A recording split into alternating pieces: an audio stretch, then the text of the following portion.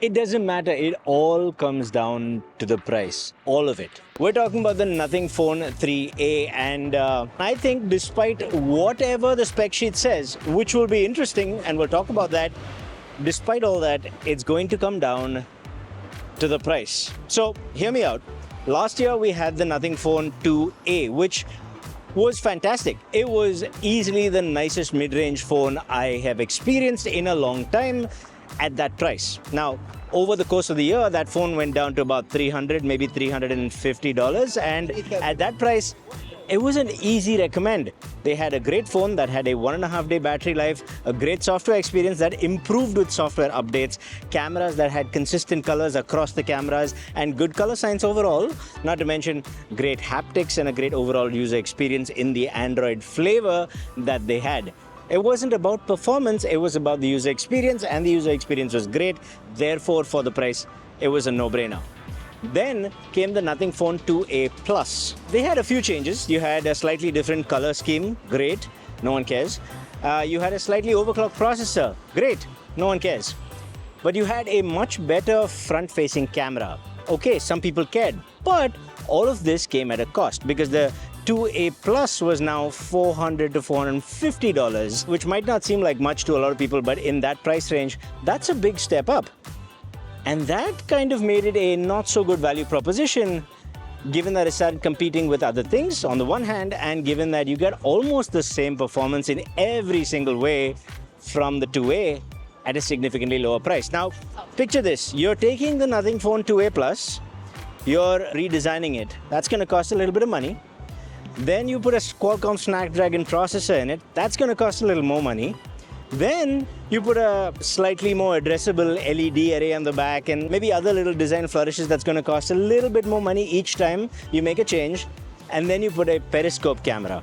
That's going to add some more money too. Now what you've got is that cost creeping up because they're not going to give you this stuff for free. Unlike me, who gives the members and Patreon stuff for free every now and then. Like right now, this person down below has won a Moondrop space travel. Easily the best budget, truly extremely budget true wireless earbud you can have. Congratulations. Reach out to me on Discord so I know how to send you this. And for the rest of you, consider becoming a member. You get extra bonus content and stuff too. But enough of that. All these things are going to cost a little more money.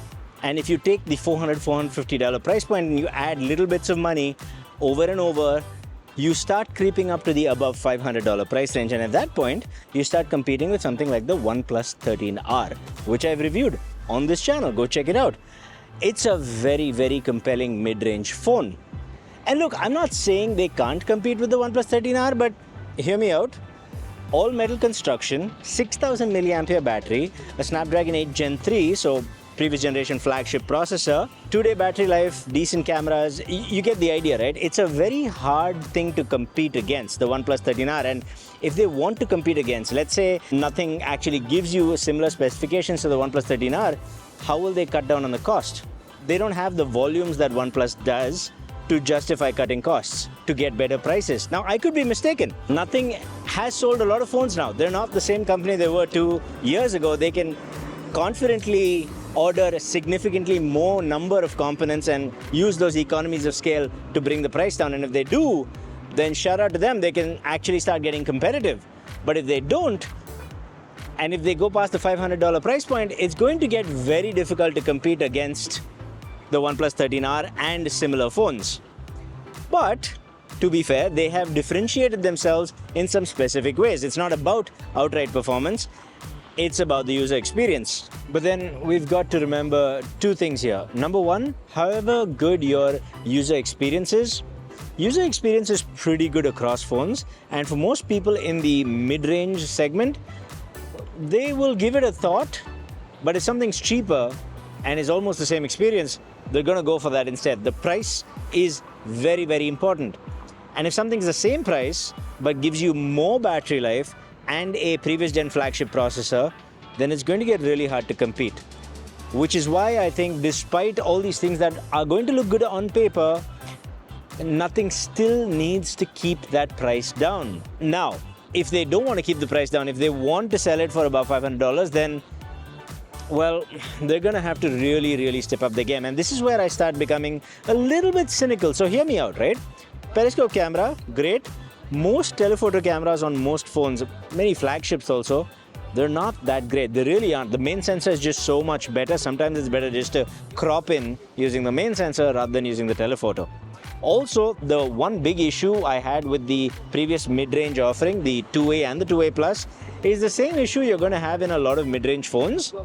Low light performance, as well as how fast you can take a photo. Because last time around, I missed a lot of photos just because I couldn't take the snap fast enough. And that was a huge issue. Combined with the low light performance, it was an even bigger issue. It was a bit of a mess in some situations. Now, if it was easy to fix that, most brands would do it. But clearly, that is a very difficult computational issue and a pipeline issue. And I don't know if nothing is there yet. I don't know if they can sort that sort of thing out. If they can, and if I'm proved wrong, I'm very happy for them, and I hope so, because I like their products and I would like people to sort out these issues and give that kind of value proposition in a mid-range phone. But I don't know. I don't know if they're going to do it this time around. And realistically, the Snapdragon 8 7S Gen 3 looks good on paper compared to a MediaTek. But I don't know if that's going to make an actual difference in real-world performance. Which brings us back to square one. If they cannot compete on outright specifications, even though it looks like they're kind of trying to, right? These changes they've made, they look really good on paper. Periscope camera, Qualcomm chipset, all these things look good on paper, but they don't look $550 good, right? If they can do all this and keep the price at $400, $450, I think that's the kind of sweet spot. I think in that case, there's no stopping nothing this time around. This is going to be a very good value proposition at that price. If somehow they make amazing cameras with amazing low light performance and some other incredible feat of engineering that we haven't figured out yet, then yes, they can perhaps aim for that $500 plus, $550 plus price category.